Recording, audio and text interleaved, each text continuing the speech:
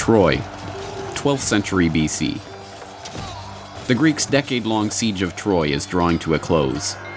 The cunning Odysseus has hit upon a plan to subvert the Trojans' defenses. The Greeks build a giant wooden horse and then pretend to sail away, leaving the horse at the gates of Troy as an apparent offering to the goddess Athena. The Trojans, believing the gift will make their city impregnable, take it within the city gates. But it is a trick. Odysseus and his men are hidden inside the hollow horse, and they emerge during the night to open the gates and let in the Greek army, who have returned to take the city. The Trojans don't get a chance to learn from their mistake. The Greeks sack the city and massacre its inhabitants.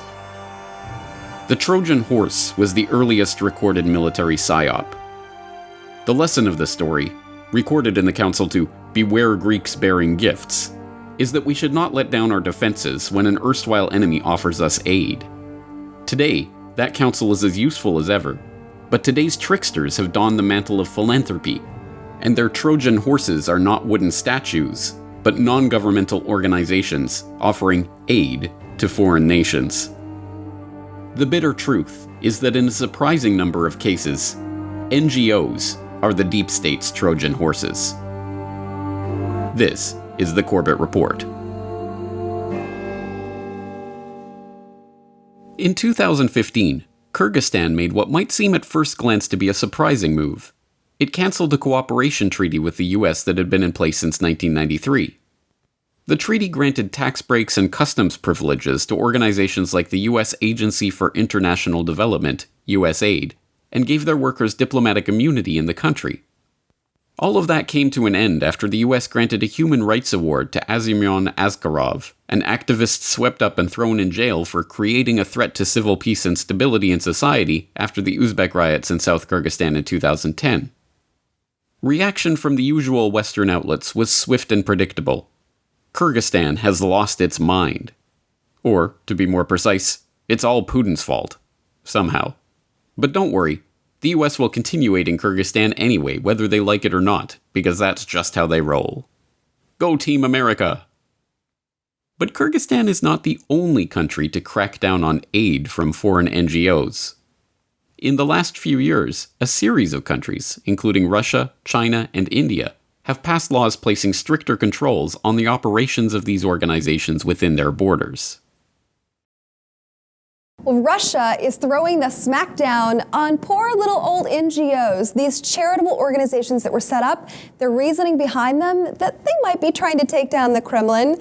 The Kremlin is moving to ban the US-backed MacArthur Foundation, George Soros' Open Society Institute, and 10 other foreign groups, calling them unwelcome organizations by law. They're also mulling over something called a patriotic stop list. Anyone caught collaborating with these groups, they're facing 6 years in prison. China has passed the country's first law regulating overseas NGOs or non-governmental organizations. The Chinese government always welcomes foreign NGOs to come to China to expand cultural and charity activities, and their achievements are highly spoken of by the Chinese authorities. But there are a few illegal exceptions in which NGOs came to China to harm its national security. The law covers activities of NGOs founded outside the Chinese mainland. They must register with public security authorities and declare where their funding is coming from. India has placed Ford Foundation on a watch list and ordered all funds from the US-based non-profit organization to be routed to recipients only after the Home Ministry's approval. Citing national security concerns, the Home Ministry has asked the Reserve Bank of India to ensure funds given by Ford Foundation to Indian recipients be brought to its notice and dispersed only after its clearance. The ministry said in its order that it wanted to ensure funds coming from Ford Foundation were utilized for bona fide welfare activities without compromising on concerns of national interest and security. An Egyptian court has convicted 43 Egyptian and 16 American NGO workers for working illegally in Egypt while encouraging unrest. The defendants, who were mostly absent from court, were sentenced to up to 5 years in jail. The verdict calls for the closing of U.S. nonprofit groups, such as the International Republican Institute and the National Democratic Institute and Freedom House, which back in 2012, Egypt accused of receiving illegal funding and operating without licenses. So what on earth is going on? Why are all of these countries kicking out all of these US-based non-governmental and quasi-governmental entities? Why would they be opposed to charity and aid? The answer is not difficult to understand. These organizations are Trojan horses, designed to appear as gifts, but containing secret trap doors through which hidden forces can enter the country and covertly undermine the governments in question. This explanation only sounds outlandish to those who look no further than the organization's names and have no idea of their history of operations. Take USAID, for example. Created in 1961 by executive order, it's a US government agency that seeks to end extreme poverty and to promote resilient democratic societies while advancing our security and prosperity. So why did President Morales kick them out of Bolivia in 2013? Because he's crazy and irrational? Or because USAID ran a program through its remarkably frankly named Office of Transition Initiatives that provided $10.5 million of funding for strengthening democratic institutions throughout the country, including in opposition stronghold areas? Was it paranoia on Morales' part? Or merely the recognition that mealy-mouthed rhetoric about strengthening democratic institutions is a thinly veiled euphemism for overthrowing the government, exactly as leaked diplomatic documents proved was the case for USAID's identically named program in Venezuela? USAID was originally an agency created to provide humanitarian aid and disaster relief to countries in need. And throughout the 1980s and the 1990s and more into the 21st century, it's evolved into a political arm and a funding branch of the U.S. government for what they call promoting democracy. And it's actually now a part of U.S. counterinsurgency campaigns that involve the Pentagon, the State Department in terms of diplomacy and obviously war activities, and USAID is the third agency involved in counterinsurgency, and their goal precisely is to provide what they called aid for promoting democracy or stabilizing or helping a country through some kind of political transition or economic transition. In the case of Venezuela, Venezuela is a country that is oil wealthy, so it's never qualified for any kind of direct USAID help. Therefore, USAID has never had an office here officially, and they didn't actually come to the country and set up an office until 2002, right before the coup d'etat against President Chavez. And the documents, internal documents obtained under Freedom of Information Act reveal that the sole intention of setting up the office here in Venezuela was to aid opposition forces to eventually oust Chavez from power. Should governments trust USAID after it was revealed that the agency secretly created its own social media network in Cuba for the express purpose of undermining the Castro government? Or when it was revealed that USAID had sent a team of agents to Cuba under the guise of health and civic programs to incite rebellion amongst youth, including creating a phony HIV prevention workshop that the agency itself described as the perfect excuse to identify potential social change actors? Or when it was revealed that the agency had attempted, and miserably failed, to infiltrate Cuba's hip-hop scene, to break the information blockade, and spark a youth movement of social change in the country? A U.S. agency infiltrated the Cuban hip-hop world in an attempt to launch a youth movement against the government there. The secret operation tried to use Cuban rappers to build a network of young people seeking social change. But the Cuban regime caught on and the operation failed. In the process, the U.S. Agency for International Development unintentionally compromised a vibrant music culture that produced hard-hitting grassroots criticism of the country. Several artists that the agency tried to promote ended up leaving Cuba or stopped performing after pressure from the government. In fact, USAID's Black Ops programs for undermining foreign governments go all the way back to the founding of the agency itself.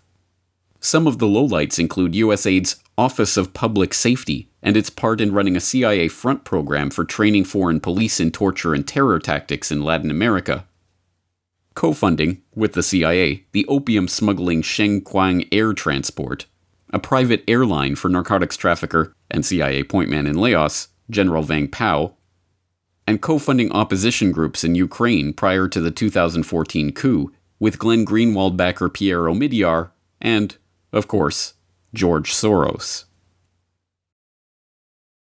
George Soros, pleasure to have you on. Same here.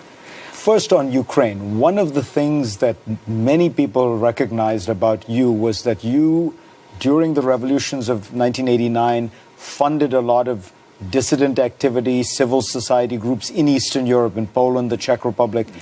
Are you doing similar things in Ukraine? Well, I set up a foundation in Ukraine before Ukraine became independent of Russia.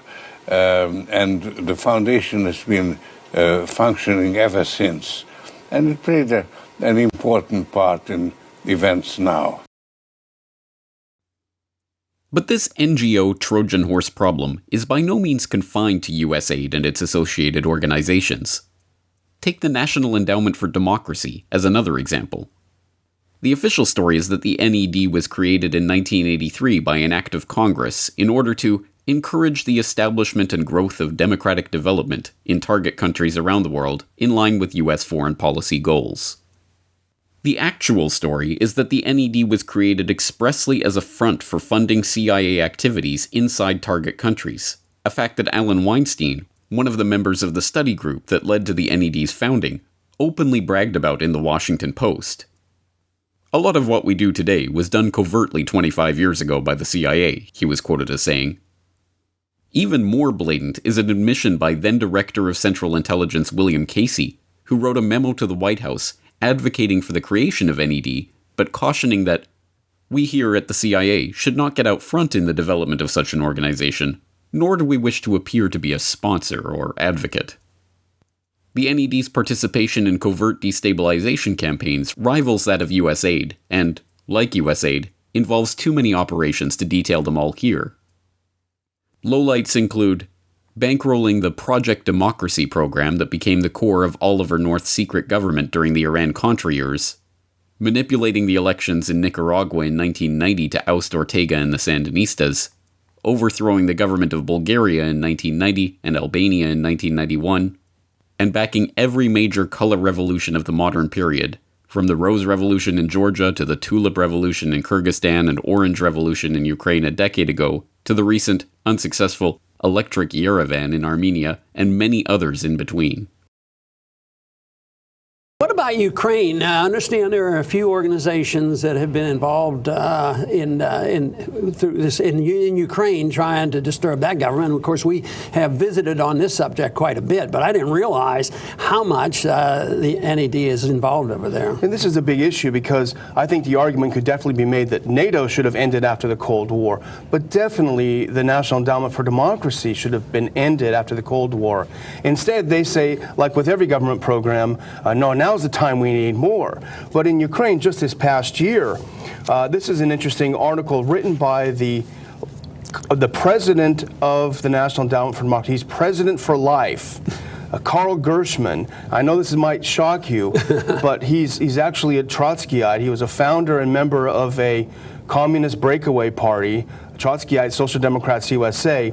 He wrote an editorial in the Washington Post, September of 13, just before the events happened in Ukraine. And he wrote, as the president of the National Endowment for Democracy, he said, Ukraine is the biggest prize. Yeah. And he mentioned that Ukraine's choice to join Europe will accelerate the demise of the ideology of Russian imperialism that Putin represents, and Putin may find himself on the losing end, not just in the near abroad, but within Russia itself. So his real goal is regime change. He spelled it out just before all of these events took place. Now, these types of Trojan horse operations have been used hundreds of times in the past, and there is no sign that the deep state is ready to abandon the trick now. Quite the opposite. It worked during the Arab Spring, when even the New York Times blithely admitted that the leaders of the protests had received training and financing from groups like the International Republican Institute, the National Democratic Institute, and Freedom House. And the State Department blithely admitted that they spent $50 million helping activists in the region network, communicate, and organize with each other through Trojan horse NGOs like movements.org. The deception also worked in Syria, where leaked documents proved the US had been providing millions of dollars of support to opposition groups in the country since 2006 through a variety of Trojan horse NGOs like the Movement for Justice and Development. And as we saw earlier this year in The White Helmets Are a Propaganda Construct, even first responder groups like the Syria Civil Defense, founded by an ex-British military intelligence officer, have been used as Trojan horses to spread propaganda and advance the agenda of the US and its allies in their quest to topple President Assad. Let's be clear. This is not to say that all NGOs are Trojan horses. It is not the case that every group or program that receives money from USAID or the National Endowment for Democracy or a similar organization is thereby automatically a deep state change agent. That is not how the Trojan horse technique works. No, what makes these NGOs so effective as disguises for regime change operations is that much of the time, they are doing what they claim to be doing, providing aid, assistance, and charity where it is needed. It is for this very reason that the US and its allies can so effectively smear NGO skeptics as crazy. But consider this. In 1938, the US Congress passed the Foreign Agents Registration Act, Farah. With the notable exception of AIPAC, NGOs, lobby groups, and individuals who are representing a foreign agent are required to register under the Act and are subjected to greater scrutiny of financial records and other activities. The irony is that FARA is essentially the same type of legislation that has recently been passed in China, but when the Chinese do it, it's craziness. When the US did it 70 years ago, it was just good common sense. Once again, the hypocrisy is evident for those who wish to see it. If there is any good to come out of this, it is that the public is increasingly aware of these types of covert activities. Perhaps more to the point, victims of these operations are now more willing to stand up to the US and suffer its potential diplomatic wrath by scrutinizing, monitoring, watchlisting, regulating, or even kicking out these agents of chaos. And now, just like the Trojans thousands of years ago, the world is learning the hard way that sometimes a gift is better left unopened.